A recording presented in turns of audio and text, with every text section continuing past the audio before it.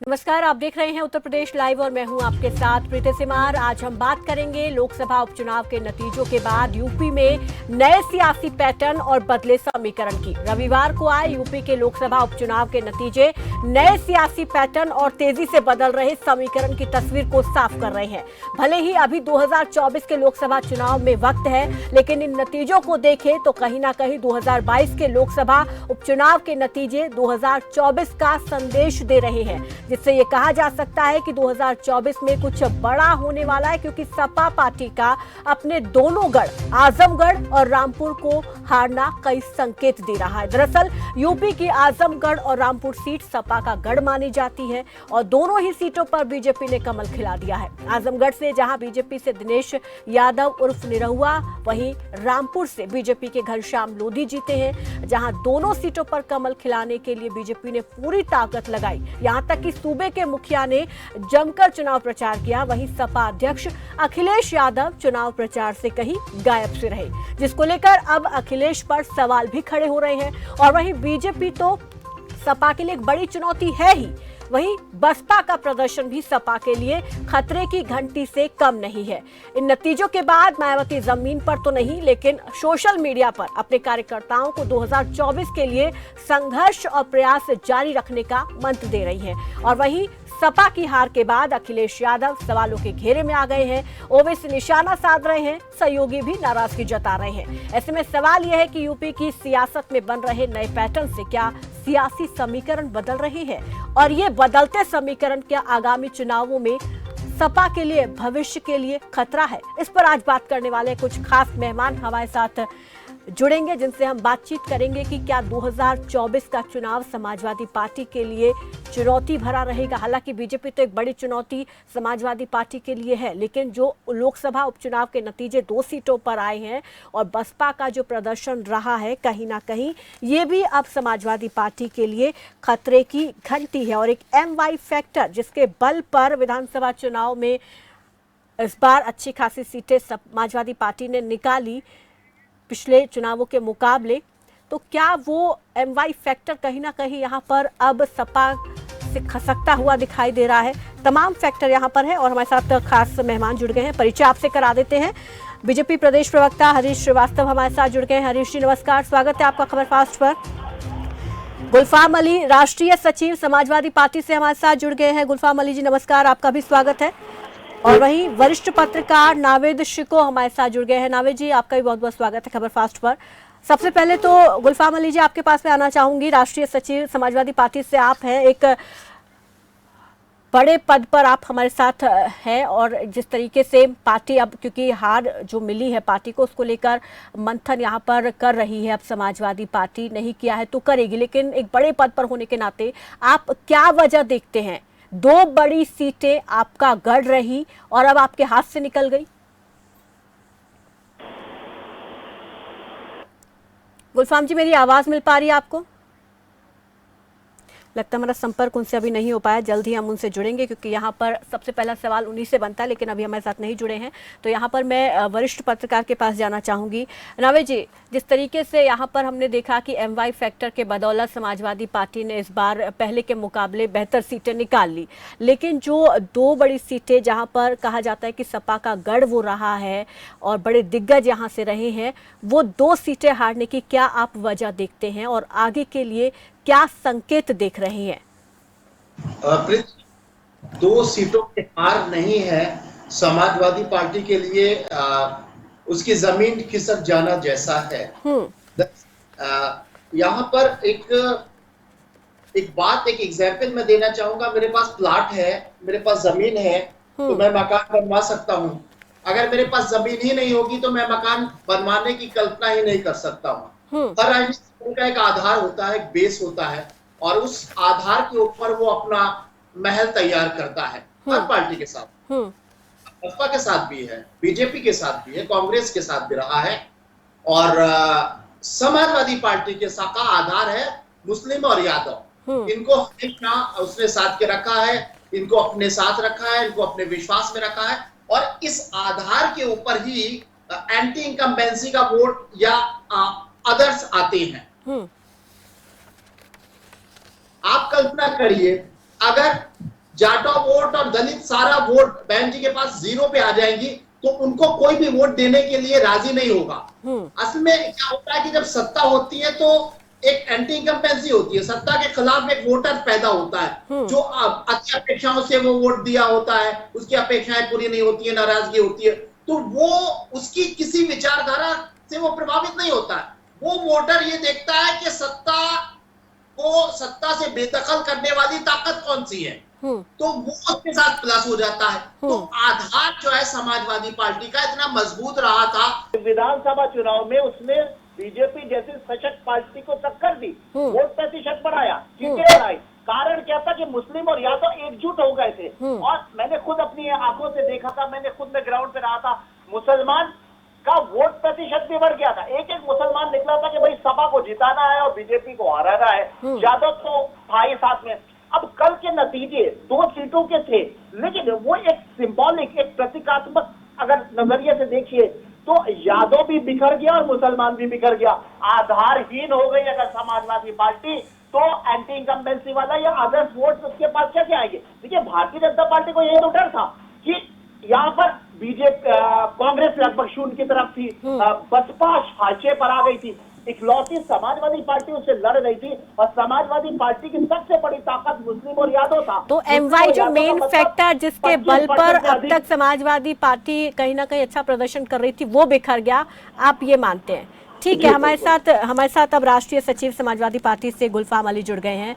गुलफाम जी, मेरी आवाज आपको मिल पा रही है? अब आवाज आ रही है जी।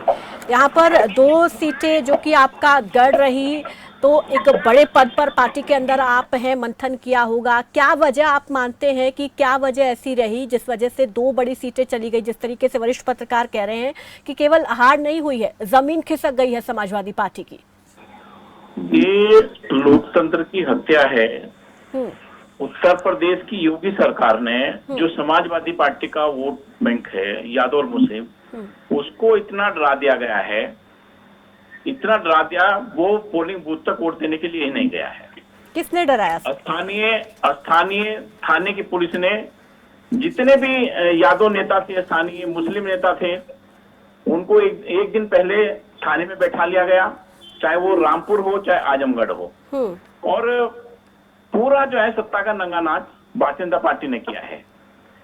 आज भी समाजवादी पार्टी जमीन पर मजबूत है, संगठन मजबूत है, लेकिन सत्ता का खौफ इतना पैदा कर दिया गया है कि प्रशासनिक मशीन का दुरुपयोग हमने इतना, जब आपातकाल कांग्रेस द्वारा लगाया गया था उसमें भी नहीं देखा। जी, तो आपका कहने का मतलब है कि बीजेपी ने जो आपके वोटर थे एमवाई, उनको डराया धमकाया, उनको आपके फेवर में वोट नहीं डालने दिया? बिल्कुल बिल्कुल। ठीक है हरीश जी, यहाँ पर आप पर गंभीर आरोप लग रहे हैं कि आपने उनको वोटर्स को धमकाया, डराया है और सारे वोट आपने लिए, क्योंकि आजम खान भी यहाँ पर कह रहे हैं कि 900 पोलिंग स्टेशन वाले पर केवल 6 वोट मिले हैं, तो कहीं ना कहीं वो यहाँ पर धांधली का आरोप लगा रहे हैं। समय दीजिएगा। जी बोलिए। देखिए, समाजवादी पार्टी की वर्तमान की मुश्किल ये है वो सच को स्वीकार नहीं करना। लोकतंत्र का जो सच है वो उसको स्वीकार न करके बल्कि दलीलें खोजती है कि किसके वोट के पीछे छिपे जाके। कभी वो पुलिस प्रशासन को बताएगी, कभी ईवीएम मशीन को बताएगी, कभी अब वो बसपा को बता रहे थे आजमगढ़ में कि बसपा कारण हम आ गए। तो ये जो दलीलें, मुझे लगता है कि समाजवादी पार्टी इस तरह की दलीलें देकर के, इस तरह की बात करके कहीं न कहीं अपने को धोखा दे रही है। वजह यह है कि मैं आपको सिलसिलेवार कुछ चीजें बताता हूँ। आजमगढ़ को हम लेते हैं। पहले आजमगढ़ से आदरणीय मुलायम सिंह यादव जी सांसद थे, उसके बाद श्रीमान अखिलेश यादव जी वहां का प्रतिनिधित्व कर रहे थे। आजमगढ़ को अगर हवाई अड्डा मिला, अगर यूनिवर्सिटी मिली, अगर मेडिकल कॉलेज मिला, तो वो आदरणीय योगी जी ने दिया, योगी जी की सरकार ने दिया। और जहां का वो प्रतिनिधित्व कर रहे थे, जिनके सीट रिक्त करने से वहां उपचुनाव था, वहां इस लोकतंत्र के इस अहम मौके पर उन्होंने जाना भी पसंद नहीं किया। वहां की जनता के साथ वो रूबरू भी होना पसंद नहीं किए, न वहां न रामपुर। अब आप बताइए कि वहां किस पुलिस ने उनको रोक रखा था? मैं पूछता हूं कि आजमगढ़ जाने से क्या या रामपुर जाने से क्या कि श्रीमान अखिलेश यादव जी को किसी पुलिस ने रोक रखा था? और दूसरी बात, समाजवादी पार्टी के नेता ने कहा कि साहब वो तो धर्म बसपा की वजह से हम हार गए, तो क्या वो बसपा के भरोसे चुनाव लड़ रहे थे? ये और तो मेरा सवाल है। और जब 19 में बसपा और सपा दोनों एक साथ चुनाव लड़ रहे थे, तब आखिर उत्तर प्रदेश सम्मानित जनता इनको कितनी सीटें देती थी? तो लोकतंत्र है, सबको अधिकार है चुनाव लड़ने को, वो सपा हो, बसपा हो, सुबह सपा हो या कोई XYZ कोई दल हो, ये संविधान अनुमति देता है। और उस चुनौतियों को वही फेस कर सकता है जो जनता के प्रति अपनी जवाबदेही सुनिश्चित करता हो, जन सरोकारों के प्रति प्रतिबद्धता के साथ काम करता हो। अब मैं आता हूँ रामपुर में अगर आजम खान साहब ये बात कह रहे हैं तो उनके पास कोई पुख्ता प्रमाण होना चाहिए। पुलिस धमका रही है, कोई आज तो हर छोटी छोटी बात के वीडियो बनने लगते हैं। क्या आया कि लाल कार्ड बांटे गए, क्या हुआ? आखिर वो बातें वो प्रमाण के साथ इलेक्शन कमीशन को क्यों नहीं जाते? और दूसरी बात, 2019 में आपको मैं ले चलता हूं, आप निकाल करके 2019 का चुनाव 9 साढ़े 9 बजे से ही आजम खान साहब ने ये माहौल बनाना शुरू कर दिया था 2019 में कि वो तो कलेक्टर भक्त है और भक्त ऐसा कर रहा और भक्त तो ऐसा कर रहा और ईवीएम मशीन और लाइक दैट। और आप उस चुनाव में 3 लाख से ज्यादा वोटों से जीते थे। तो ये जब आप हार गए तो आप बता रहे हैं पुलिस ने वोट नहीं डालने दिया, जब आप जीत गए तब आपने वो बयान अपना वापस ठीक है, आपने उनके सवालों का जवाब दे दिया। अब गुलफाम जी के पास चलते हैं। ठीक, हरीश जी, ठीक है हरीश जी, सच स्वीकार करना नहीं आता इसलिए इस तरीके के आरोप लगा रहे हैं। ऐसा था तो क्यों आपकी पार्टी के नेता वहां पर नहीं गए? क्यों आपने इलेक्शन कमीशन से इसकी शिकायत नहीं की? इलेक्शन कमीशन से शिकायत की है। हमारे माननीय प्रदेश अध्यक्ष नरेश उत्तम पटेल जी ने बार बार लेटर लिखे हैं, लेकिन आज की जो परिस्थिति है, चुनाव आयोग भी निष्पक्ष नहीं है। चुनाव आयोग में जो है, ठीक है, जो पूर्व मुख्य चुनाव आयुक्त थे TN शेषन, उन जैसे अधिकारी, निष्पक्ष अधिकारी की जरूरत है। नहीं तो आप तो फिर सब चीजों पर आरोप लगा रहे हैं कि वो भी निष्पक्ष नहीं है, चुनाव आयोग निष्पक्ष नहीं है। पूरी बात करने दें, पूरी बात करने दें आप।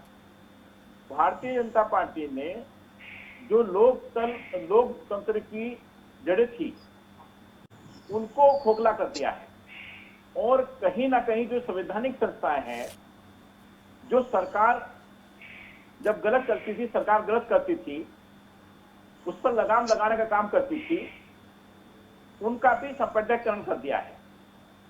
और जिस तरीके से चाहे वो 2022 के विधानसभा चुनाव देख लें, 75 सीटें समाजवादी पार्टी को प्रशासन की मशीनरी ने बेईमानी से हराई गई है।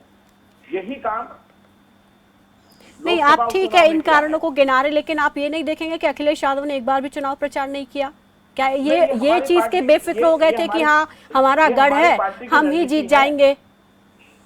ये हमारी पार्टी की रणनीति है कि उपचुनाव में समाजवादी पार्टी के राष्ट्रीय अध्यक्ष कहीं भी जनसभा करने के लिए नहीं जाते। तो ये अगर ये रणनीति है तो लेकिन ये खामियाजा भी तो आपको भुगतना पड़ रहा है ना। 2 सीटें जो आपका गढ़ रही वो आपके हाथ से चली गई, तो रणनीति के तहत ही चलते रहेंगे, उसमें बदलाव नहीं करेंगे? वो गई नहीं है, वो जबरदस्ती छीनी गई है, प्रशासन की मशीनरी का दुरुपयोग करके छीनी गई है। चुनाव कौन कराता है? पुलिस और प्रशासनिक अधिकारी, वो दोनों प्रदेश सरकार के अधीन आते हैं।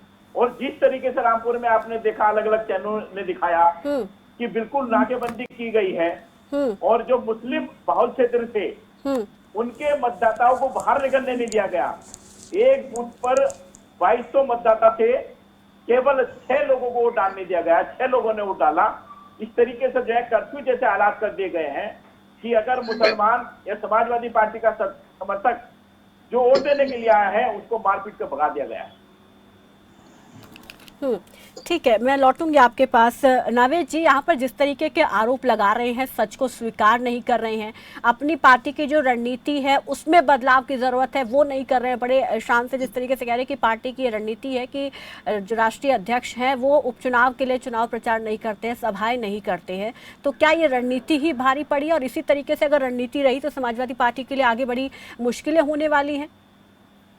प्रीति, कल जब से चुनावी नतीजे आए तब से आज तक मैं करीब 5-7 अलग अलग चैनल्स में डिबेट कर चुका हूं और इसी विषय पर जो समाजवादी पार्टी के जो भी मित्र बैठे रहे उनकी लगभग एक जैसी बातें हैं, 4-5 बातें मैं दोहराता हूं। लोकतंत्र की हत्या हो गई है, वोटर को वोट डालने नहीं दिया गया और बेईमानी हुई है, सरकारी तंत्र ने जो है हमें हरा दिया है, सरकारी तंत्र ने जो है भाजपा को जिता दिया है और इमरजेंसी जैसे हालात हैं। मैं अपने मित्र से पूछना चाहूंगा जो इस वक्त प्रवक्ता के तौर पर है लेकिन बहुत जिम्मेदारी वाले पद पर भी है समाजवादी पार्टी में, उनसे प्रश्न करना चाहता हूं। मैं जिस डिबेट में बैठा मैंने ये प्रश्न किया लेकिन मुझे उसका उत्तर नहीं मिला। देखिए, कहा यह जा रहा है हार का कारण कि हम हारे नहीं, हमें हराया गया और लोकतंत्र की हत्या हो रही है या हो गई है, इमरजेंसी जैसे हालात है। मेरा सवाल, मेरा क्या, हर आम इंसान ये आपसे सवाल करेगा, अगर लोकतंत्र की हत्या हो गई है और आपको हराया जाता है, आपके वोटर को बाहर नहीं निकलने दिया जाता है, तो आप लोकसभा मत लड़िएगा, आप कोई भी चुनाव मत लड़िएगा। यही भारतीय जनता पार्टी होगी, आपको फिर हरा देगी। आप चुनाव क्यों लड़ेंगे जब आपका ये विश्वास हो गया है कि भारतीय जनता पार्टी का सरकारी तंत्र आपको हरा देता है, आपके वोटर को नहीं जाने देता है और आप क्या करते हो, घर पर बैठे हो, स्काइप से चैनल पे अपना बयान दे रहे हो, आपके जो राष्ट्रीय अध्यक्ष है वो ट्वीट कर रहे हैं, आपके जो सबसे बड़े नेता सेकंड लाइन पे जो है आजम खान साहब वो किसी एएनआई को बाइट दे रहे हैं। आप मुझे ये बताइए कि अगर ये बात सच है कि लोकतंत्र की इस देश की हत्या हो रही है तो आपको इस समय जेल में होना चाहिए था, समाजवादियों को जेल भर देना चाहिए था अगर ये बात सच है, क्योंकि इमरजेंसी ऐसा नहीं हुई थी। जब इमरजेंसी हुई थी तो देश के समाजवादी लोग जेल में थे, घर पर बैठ के स्काइप से टेलीविजन पर अपना चेहरा नहीं दिखा रहे थे। आप जाओ जेल भरो, आपको एक देश में अपने देश का लोकतंत्र बचाना है, आप क्यों चुनाव लड़ते हो? या फिर आप जेल भरो, आपको धरना भी नहीं दिया जा रहा है, आपका चुनाव आयोग भी नहीं मान रहा है, यानी आपके मुताबिक, मैं बार बार कह रहा हूं, आपके मुताबिक इस देश में इमरजेंसी लग गई है तो आप फिर हारोगे, तो आप घर पे क्यों बैठे हो? समाजवादियों का तो इस वक्त ये कर्तव्य है कि वो घर पे नहीं बैठे होते, बयान नहीं दे रहे होते, जेल भर गए होते जैसा इमरजेंसी में हुआ था। लेकिन ये आपके सारे आरोप खोखले लगते हैं क्योंकि आप एसी में बैठे हुए बयान दे रहे हो बस। गुलफाम जी, जवाब दीजिए। 27 महीने मोहम्मद आजम खान साहब ने बस जेल ऐसे मुकदमों में झेली है जिनका कोई आधार नहीं था। मुर्गी चोरी, शराब की बोतलें चोरी, किताब चोरी, भैंस चोरी, तो इतना डरा दिया गया है। मेरे ऊपर भी मुकदमा है, सच बोलने के लिए मुकदमा है। मैंने केवल इतना बोला, पेट्रोल की जो किल्लत हुई उस किल्लत पर बोला कि कहीं यहाँ पर श्रीलंका जैसे हालात तो नहीं होंगे, मेरे ऊपर भी मुकदमा कर दिया गया। आंदोलन करो, सड़क पे निकलो भाई। और आप, भारतीय जनता पार्टी यही चाह रही है, जो व्यक्ति बोलेगा या जो व्यक्ति सरकार का विरोध करेगा, चाहे वो पत्रकार है, चाहे वो प्रशासनिक अधिकारी है, चाहे वो विपक्षी पार्टी का नेता है, चाहे वो मुसलमान है, चाहे वो यादव है, उस पर फर्जी मुकदमे लगाकर जेल में डाल दिया जाएगा। और यही किया जा रहा है और भारतीय जनता पार्टी यही चाहती है। और आप मेरी बात पूरी करने दीजिए। आप बोले पूरे, मैं बीच में रोका नहीं आपको, अब मुझे पूरी बात रखने दीजिए आप। भारतीय जनता पार्टी यही चाहती है, साम वाम दंड भेद, प्रशासनिक मंत्री का दुरुपयोग, ईडी का, सीबीआई का, हर चीज का दुरुपयोग करके विपक्ष को डराने धमकाने का काम कर रही है। और मैं समझता हूं कि आज भी फर्जी मुकदमों में हजारों समाजवादी जेल के अंदर हैं। तो इससे ज्यादा क्या होगा फिर? नहीं तो विपक्ष इन अब जवाब चीजों से दीजिए, विपक्ष इन क्योंकि चीजों से चुनाव डर गया है। पैसा आपके पास विपक्ष है, कमजोर है, तभी तो सत्ता पक्ष इतना आपके मजबूत पास हो रहा है। जनबल आपके पास है, सत्ता आपके पास है, तो चुनाव तो आप ही जीतेंगे। नहीं तो जिस तरीके से नावेद जी कह रहे हैं कि आप सड़कों पर उतरिए, प्रदर्शन करिए, वो तो नहीं हो रहा है। वो चीजें नहीं हो रही हैं। सिर्फ सोशल मीडिया प्लेटफॉर्म पर ट्वीट कर दिया जाता है। सरकार के खिलाफ जेल भरने का काम भी करेंगे, जेल भरो आंदोलन भी चलाएंगे हम। अभी हमारी समीक्षा मीटिंग होगी, पूरी पार्टी की रणनीति बनेगी, और समाजवादी डरने वाले नहीं है, सरकार से डरने वाले नहीं है, सरकार से डरने वाले नहीं है। ठीक है, और हम लोग सरकार का मुकाबला करेंगे। ठीक है, एक बड़े पद पर समाजवादी पार्टी में आप हैं और आपने एक बड़ी बात कही है कि सड़कों पर उतरेंगे, एक मजबूत विपक्ष यहाँ पर देखने को मिलेगा। हरीश जी, आपके पास आना चाहूंगी। बार बार सभी विपक्षी दल आप पर यही आरोप लगाते हैं कि सभी एजेंसियों को, जो भी चाहे इलेक्शन कमीशन हो और जो तमाम इन्वेस्टिगेशन एजेंसीज हैं, उनको कैप्चर किया जा रहा है, उनके बलबूते पर डराया धमकाया जा रहा है। जब भी चुनाव होते नतीजे आते इस तरीके के आरोप लगते हैं। देखिए, ये फिर कहा ना कि जो लोग राजनीति में अब जो जागरूकता आई जनता जनार्दन के बीच में, वो अब पॉलिटिक्स ऑफ परफॉर्मेंस के प्रति जवाबदेही चाहती है। वो जात पात की एमवाई फैक्टर और ये फैक्टर वो फैक्टर पे अब वो आपके साथ नहीं खड़ी होगी। और जो तौर तरीका है हमारे विपक्षी दल, चाहे वो समाजवादी पार्टी हो, चाहे कांग्रेस हो, चाहे बसपा हो, सबका हश्र सामने है लोगों के। और इस तरह के जो आरोप लगाते हैं लोग, इसी तरह का आरोप ममता दीदी लगा रही थी, लेकिन जब वो सरकार उनकी बन गई तब तो उन्होंने आरोप वापस नहीं लिए।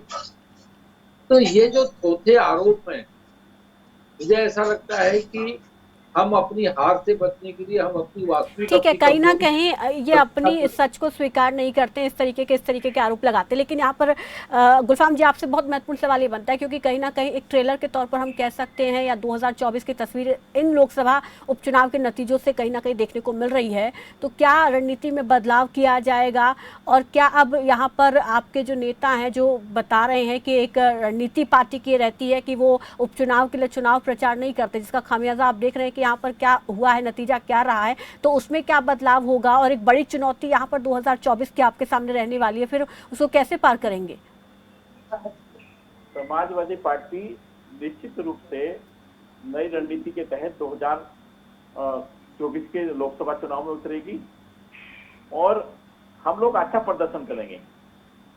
जो थोड़ी बहुत ही जनता के बीच में कमी रह गई है कि जैसे महंगाई है आज, वो बिल्कुल बाहर हो गई है, भ्रष्टाचार है, विकास ठप हो गया है। ये मुद्दे तो विधानसभा में भी रहे थे, उसके बावजूद भी पार्टी को हार का सामना करना पड़ा। यही सारे मुद्दे उस दौरान भी उठाए गए थे। नहीं, 2022 के विधानसभा चुनाव में तो समाजवादी पार्टी को बेईमानी से हरा गया। अच्छा, सब जगह। और जहां तक हमारे आंकड़े हैं, जो हमने समीक्षा, पार्टी ने समीक्षा की हमारी, और जब समीक्षा में उभर के आया, मैं खुद, ठीक है, आप नहीं स्वीकार करोगे कि कहीं ना कहीं कमी है पार्टियों में, मुद्दों में, इसलिए ये हार आपको झेलनी पड़ रही है। हर जगह आप किसी ना किसी चीज का बहाना बना के कहीं ना कहीं यहाँ पर सत्ता पक्ष पर ही, बीजेपी पर ही इसको लेकर आरोप लगा रहे हैं। ठीक है नावेद जी, आखिरी सवाल और कम शब्दों में चाहूंगी कि उसका मुझे जवाब दे, क्योंकि समय की कमी है। यहाँ पर जिस तरीके से बसपा भी कहीं ना कहीं समाजवादी पार्टी से बेहतर प्रदर्शन करती हुई दिखाई दी नतीजों में, तो अब जिस तरीके से यहाँ पर मायावती की तरफ से भी अपने कार्यकर्ताओं को सलाह दी गई है, किसी तरीके से प्रयास करते रहिए, संघर्ष करते रहिए, तो यहाँ पर समाजवादी पार्टी को लेकर चुनौतियाँ अगर देखें तो 2024 के चुनाव में किस तरीके से यहाँ पर बीजेपी तो बड़ी चुनौती है, लेकिन बसपा भी कहीं ना कहीं यहाँ पर सपा के लिए चुनौती खड़ी कर सकती है, जिस तरीके से अब जो पैटर्न इस बार का बदला है, जो समीकरण इस बार के बदले हैं, उसके आधार पर। देखिए, ये बात सही है कि समाजवादी पार्टी भारतीय जनता पार्टी से लड़ी थी, विधानसभा चुनाव में आमना सामना हुआ था, लेकिन आज जो स्थिति है और जो उपचुनाव के नतीजे आए हैं उससे समझ में ये बात आने लगी है कि भारतीय जनता पार्टी बहुत आगे निकल गई है। अब लड़ाई भारतीय जनता पार्टी की समाजवादी पार्टी से नहीं होनी है, क्योंकि उस रेस में भाजपा आगे निकल गई है। अब लड़ाई बसपा और सपा की होनी है। अब भाजपा तक जाने का जो एक रेस है, उनसे लड़ने की जो रेस है, उसमें बीच में तंगड़ी मार दी है बसपा ने। बसपा ने मुस्लिम वोट पर को सेल लगा दी है, जिससे कल के चुनावी नतीजे से ये साबित हो गया है। जो डायरेक्ट मुकाबला बीजेपी से होना था वो अब कहीं ना कहीं यहाँ पर समाजवादी पार्टी का आगे 2024 में नहीं दिख रहा है। बहुत बहुत शुक्रिया आप सभी मेहमानों का हमारे साथ जुड़ने के लिए, इस चर्चा में शामिल होने के लिए, अपना कीमती वक्त देने के लिए। तो यहाँ पर लोकसभा उपचुनाव के जो नतीजे आए हैं, कहीं ना कहीं इस बदले पैटर्न की वजह से यहाँ पर समीकरण बदलते हुए दिखाई दे रहे हैं और ये समीकरण 2024 में कुछ बड़ा बदलाव कर सकते हैं। बड़ी यहाँ पर कुछ उलटफेर की संभावनाएं जो हैं वो 2024 के लोकसभा चुनाव में देखने को मिल सकती है। अब इस चुनौती से समाजवादी पार्टी कैसे उभरेगी, ये देखने वाली बात होगी। तो फिलहाल उत्तर प्रदेश लाइव में मेरे साथ बस इतना ही। दीजिए इजाजत, नमस्कार।